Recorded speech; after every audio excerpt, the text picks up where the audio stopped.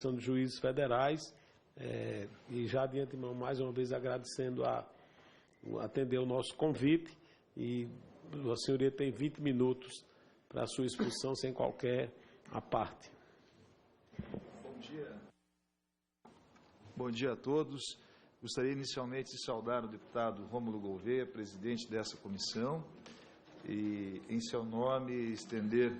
os cumprimentos a todos os integrantes titulares e suplentes dessa importante comissão especial que está a debater o projeto de lei 1775 de 2015, que trata do Registro Civil Nacional, que é um importante projeto para o futuro, e um futuro, sobretudo, grandioso que o Brasil espera ter e pode ter. Gostaria também de saudar o relator Júlio Lopes, que esteve aqui presente conosco, e uma saudação também especial ao deputado Osmar Serralho, que está também prestigiando essa audiência, conterrâneo do Estado do Paraná também, né? Bom, excelente. Também gostaria de fazer um registro aqui muito importante a um grande político brasileiro, né, o deputado, senador Pedro Simon, que foi idealizador e é um lutador, é isso mesmo, lutador sobre projetos nessa linha que estamos debatendo, e justamente da Lei 9.454/97, que instituiu o número único de identidade civil, e que, infelizmente, até hoje não foi implementado na prática. Então, nós estamos nos aproximando de quase 20 anos de uma legislação que tinha, naquele momento, um notável caráter de vanguarda e de aprimoramento técnico e de futuro, mas que até hoje não foi viabilizado. Acho que esse é um ponto importante, né, para esse debate aqui, sobretudo democrático, que está se fazendo. Agradecer, então, a todos os membros da comissão, em nome, mais uma vez, do deputado Rômulo Gouveia, a possibilidade da Associação dos Juízes Federais do Brasil estar aqui hoje numa dessas audiências públicas necessárias e importantes para o debate dessas ideias, e que, como vemos, não há um consenso a respeito do projeto e não há um consenso a respeito de todos os termos pelos quais ele está colocado, mas, com certeza, essa casa, ouvindo todos, todos os segmentos, né, e principalmente calcado no principal e mais importante futuro para esse país, poderá dar uma resposta à altura de toda a sociedade brasileira espera, e ela tem esperado muito de todos nós, seja do Legislativo, Judiciário, Executivo e da sociedade civil como um todo, como nós temos visto nos últimos acontecimentos. Antes de eu falar algo especificamente em relação ao projeto, eu gostaria de destacar que a minha participação, né, e, desculpa, também estava esquecendo de fazer uma saudação especial ao Dr. Gervásio, da Associação dos Magistrados Brasileiros, que somos irmanados em diversas lutas pelo judiciário cada vez mais independente e melhor para toda a sociedade. Mas em todas essas questões, né, doutor Gervásio, talvez nós não sejamos os melhores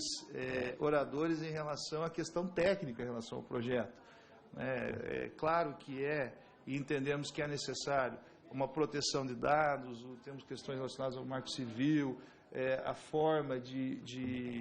encaminhamento disso, mas pela própria leitura do projeto, parece que o conselho, né, a ser criado e a própria tecnologia desenvolvida já traz as respostas necessárias e suficientes para esta questão de segurança, e também pode ser aperfeiçoado isso no curso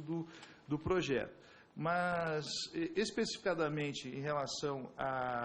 ao depoimento que uma associação de magistrados pode trazer, além, claro, do conteúdo jurídico e uma análise jurídica a respeito do projeto, é relacionado à nossa atividade, essencialmente,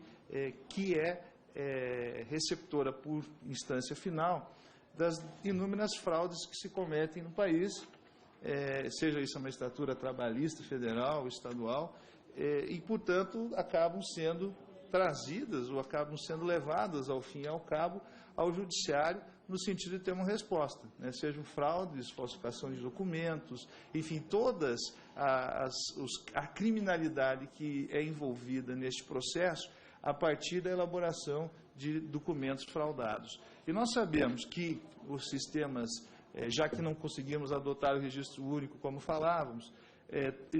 nós temos uma pluralidade de documentações. Claro que todas elas são necessárias e suficientes. Aqui não tira-se a importância da necessidade de ter um registro de nascimento, registro de óbito, também não se tira a necessidade de ter um cadastro de pessoa física, como é o CPF, voltado essencialmente para questões relacionadas à arrecadação tributária, né, que isso é muito importante, e um registro civil nacional muitas vezes não é suficiente para questões tributárias no mundo essencialmente globalizado, onde nós temos muitos estrangeiros, e a todo momento estrangeiros estando aqui, que precisam e contribuem, de acordo com a legislação brasileira, em questões tributárias. Então, ainda que tenhamos um registro civil nacional, como é a proposta trazida nesse projeto de lei 1775, essencialmente nós não vamos ter a eliminação de toda e qualquer forma de identificação ou outras formas de identificação, como bem ressaltou aqui na data de hoje o doutor Gervásio, e como também nós pudemos acompanhar em vários depoimentos aqui nas audiências públicas que precederam a data de hoje, essencialmente do Sérgio Braun Solon de Pontes, que é o secretário-geral, ou melhor, era o secretário-geral de exercício do Tribunal Superior Eleitoral, ou mesmo o Marcos Leôncio de Souza Ribeiro, que é o presidente da Associação Nacional dos Delegados de Polícia Federal, que esteve aqui fazendo essa manifestação. Mas, sobretudo, então, essa questão, e da questão como é colocada hoje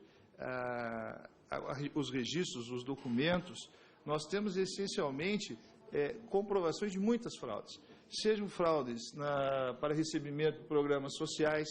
sejam fraudes, aí que não necessariamente todas elas chegam ao Poder Judiciário. Nós temos a falta de segurança, muitas vezes, nas transações eletrônicas, que o documento fraudado também pode gerar uma transação eletrônica, e isso causa uma insegurança, sobretudo, nas relações comerciais necessárias e importantes, e principalmente no momento de dificuldade, como nós que vivemos agora, numa crise econômica pela qual passamos. E também, nós temos hoje um sistema, né, que possibilita o registro de identidade civil em 27 estados, cada um fazendo o seu sistema, e que muitas vezes nós sabemos ainda que não há um sistema de comunicação entre esses sistemas, e que isso dificulta sobremaneira a fiscalização e para evitar, sobretudo, estas fraudes. Dentro desse apanhado simples, da minha parte, né, mas que revela, sobretudo, uma grandiosidade da importância do debate desse tema aqui no Parlamento brasileiro, é importante, então, destacar que algo especificamente do Poder Judiciário, qual a nossa atuação dos magistrados federais por objeto da associação a qual aqui estamos representando. E trago experiências das mais variadas, né? Tanto a Justiça Federal como estadual está presente principalmente nas zonas de fronteira. E lá, que certamente o índice de fraudes em relação à documentação é muito maior do que em outras cidades ou numa região litorânea como a nossa.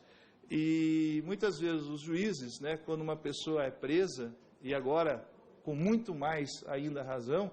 temos que realizar audiências de custódias, né, como um projeto que está ganhando corpo e peso cada vez mais para verificar se aquele cidadão precisa ou não precisa ser mantido preso. Nós precisamos de dados confiáveis a respeito da própria identificação desse cidadão. E essa é uma dificuldade constante, seja da Justiça Federal, seja da Justiça Estadual. Me permita assim, Gervásio, eu creio que acho que também há uma concordância nesse aspecto, de nós identificarmos civilmente através de fontes confiáveis o registro, porque o cidadão é preso, tem o seu documento, e como que se conversam hoje os 27 sistemas de identificação dos estados, né? E não só isso, nós temos que pensar também que o sistema hoje, como é concebido, os vários sistemas de identificação como são concebidos, são passíveis de muitas fraudes, né? Há muita facilidade em se confeccionar 1, 2, 3, 4 documentos, como já tivemos aqui nas audiências antecessoras, debates nesse sentido. Muitos documentos são documentos verdadeiros, né, na sua forma, mas que na sua materialidade não são, e que isso causa uma dificuldade muito grande até do próprio judiciário dar uma resposta adequada, principalmente nesses casos referentes à criminalidade. E falo isso porque, lamentavelmente, muitos casos ocorrem em que o magistrado, diante até essa insegurança em relação à documentação, quando há ou quando não há, as pessoas acabam ficando presas, né? Acabam ficando presas por um tempo até maior do que é devido, né? E isso causa perplexidade que no momento atual que vivemos, de uma sociedade cada vez mais evoluída de forma tecnológica, não é razoável que assim possamos manter. Então, a proposta apresentada na posição da Associação dos Juízes Federais do Brasil, ela entende que é viável, é possível, pode ser, logicamente, ser feitos alguns ajustes, e esses ajustes essencialmente relacionados à questão do Marco Civil e à proteção das normas de privacidade, não que isso não esteja no projeto, mas eventualmente para evitar qualquer dificuldade pode ser inserido. Acho que o Parlamento é o local para esse caminho. Inclusive, o presidente superior do Tribunal Superior Eleitoral, ministro Dias Toffoli, que é um dos idealizadores desse projeto, já sinalizou, já fez manifestações públicas neste sentido. E, portanto, nós podemos e devemos evoluir para uma sistemática que, sobretudo, torne possível a identificação civil unívoca e inequívoca do cidadão brasileiro, e principalmente por quê? Porque nesse sistema nós vamos ter o ingresso da biometria. E a biometria, instalando-se para resolver o problema só do judiciário aqui que nós estamos citando, se cada unidade da Justiça Federal tiver um sistema, e isso é fácil, a Justiça Federal e a Justiça Eleitoral, ou Justiça Estadual, estão muito próximas, elas podem, sobretudo, ter o sistema de identificação biométrica, que é uma das grandes vantagens hoje que está sendo adaptada pelo próprio Tribunal Superior Eleitoral, e, nesse sentido, possibilitar, logicamente, grandes avanços em relação à identificação civil no Brasil. Então, nesse sentido, o principal objetivo do projeto é realmente a criação de uma base única de dados, integrada e articulada em todos os níveis da federação, algo que nós temos em todos os campos, verificado uma integração cada vez maior do sistema no Brasil, e falta em relação à identificação civil isso ainda. Essa base de dados representará um incentivo à preservação da identidade do cidadão, na medida em que assegurará que as informações mais particulares do indivíduo estejam armazenadas de modo seguro e centralizado, em um registro único. O registro, também o projeto, apresenta essa característica de ser uma parceria do Poder Executivo com a Justiça Eleitoral, ficará a cargo do Tribunal Superior Eleitoral, mas que tem larga experiência adquirida ao longo do programa do recadastramento biométrico do eleitor. Nós vamos chegar já a quase 30 milhões de pessoas cadastradas biometricamente. E a Justiça Eleitoral ainda administra o maior cadastro de cidadãos da América Latina, com aproximadamente 150 milhões de eleitores. Com amplo respaldo perante a população brasileira e reconhecida internacionalmente, a Justiça Eleitoral brasileira possui vasta experiência nas execuções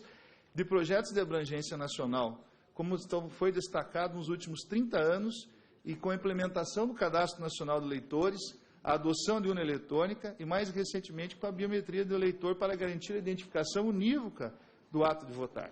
Por essas razões, a Justiça Eleitoral mostra-se, mais uma vez, na vanguarda da evolução democrática do país, sendo instituição credenciada, sobretudo preparada para coordenar e implementar um projeto de registro civil nacional.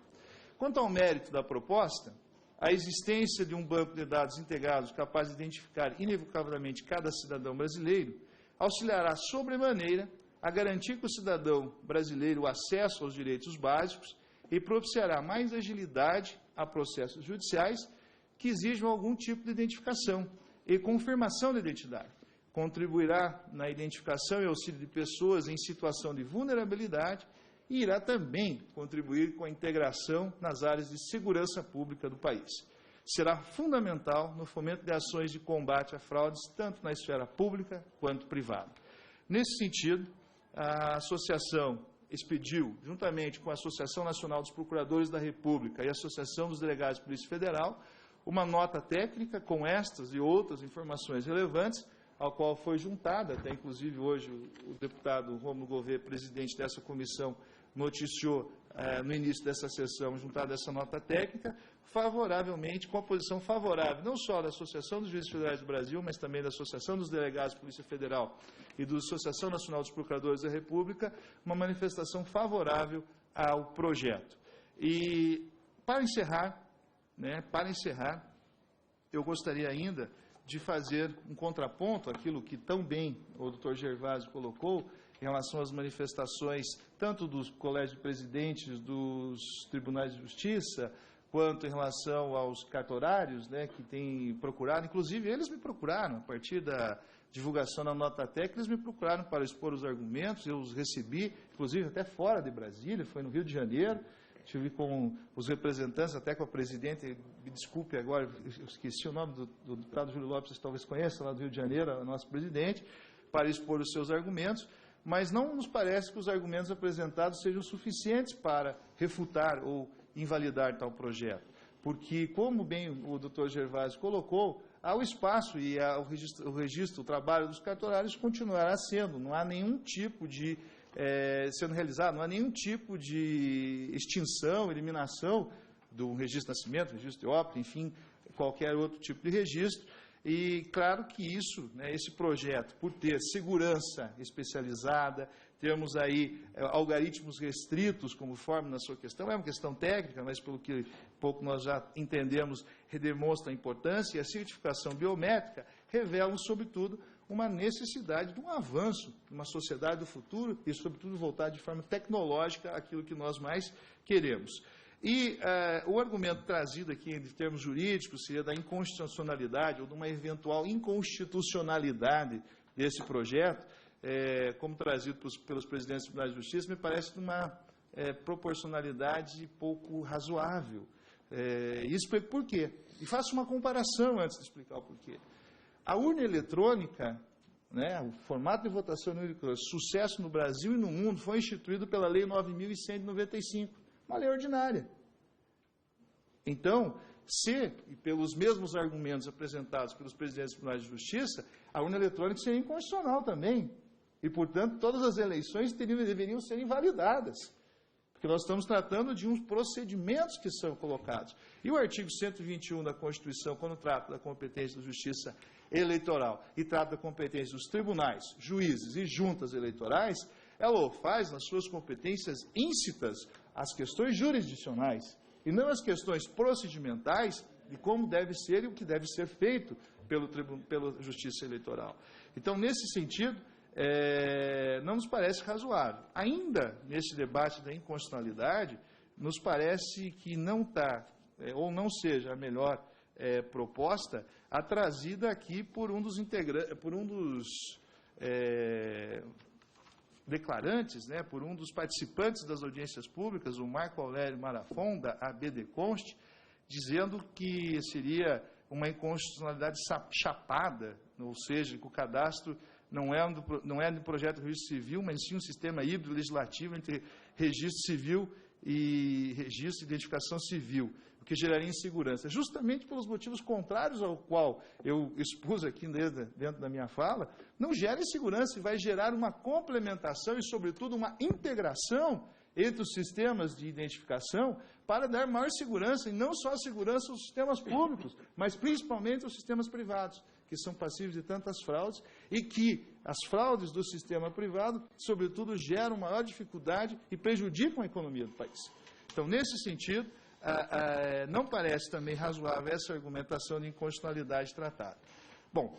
teria muito mais a dizer. Essencialmente, eram essas as contribuições que, em nome da Associação dos Juízes Federais do Brasil, nós devemos trazer aqui aos senhores parlamentares para contribuir nesse debate e que esses dissensos sejam, sobretudo, esclarecidos, dirimidos, e que os consensos aqui produzidos tragam um projeto de, justamente, registro civil nacional, a exemplo do registro, do número único do registro civil nacional da lei já existente, né, de 97, quando andou tão bem esse parlamento brasileiro a aprovar essa lei, a trazer, logicamente, novos caminhos, novos rumos, e que possamos, sobretudo, ter uma sociedade cada vez mais voltadas para o futuro e para o bem de todos os cidadãos e das pessoas desse país. Muito obrigado. Mais uma vez agradecendo a exposição.